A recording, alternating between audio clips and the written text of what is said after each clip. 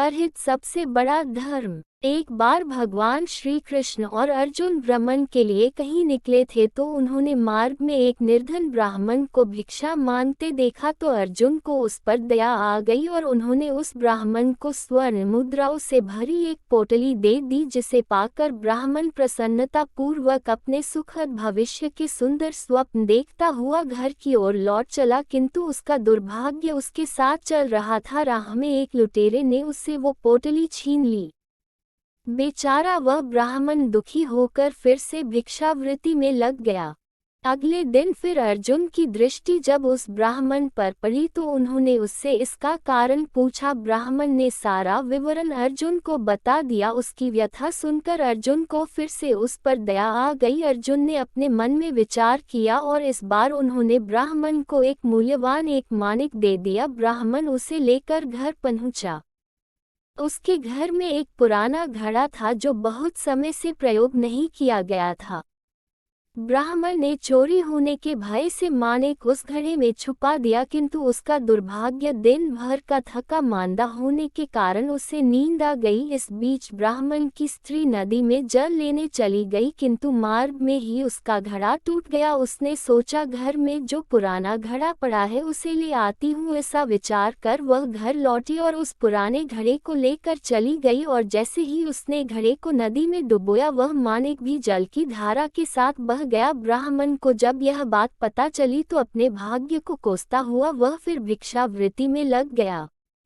अर्जुन और श्री कृष्ण ने जब फिर उसे इस दरिद्र अवस्था में देखा तो जाकर उसका कारण पूछा। सारा वृतांत सुनकर अर्जुन को बड़ी हताशा हुई और मन ही मन सोचने लगे, इस अभागे ब्राह्मण के जीवन में कभी सुख नहीं आ सकता। उसके बाद भगवान श्री कृष्ण ने कुछ विचार कर ब्राह्मण को 2 पैसे दान में दिए। यह देख अर्जुन ने उनसे पूछा, प्रभु मेरी दी मुद्राएं और माणिक भी इस अभागे की दरिद्रता नहीं मिटा सके तो इन 2 पैसों से इसका क्या होगा।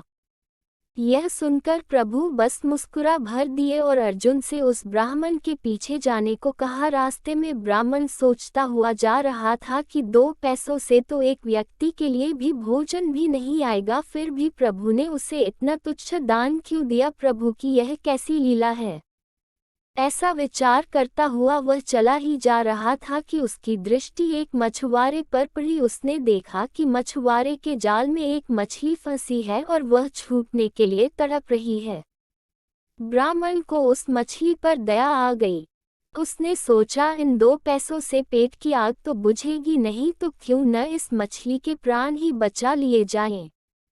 यह सोचकर उसने 2 पैसों में उस मछली का सौदा कर लिया और मछली को अपने कमंडल में डाल लिया। कमंडल में जल भरा और मछली को नदी में छोड़ने चल पड़ा। तभी मछली के मुख से कुछ निकला। उस निर्धन ब्राह्मण ने देखा वह वही माणिक था जो उसने घड़े में छुपाया था। ब्राह्मण प्रसन्नता के मारे चिल्लाने लगा, मिल गया मिल गया।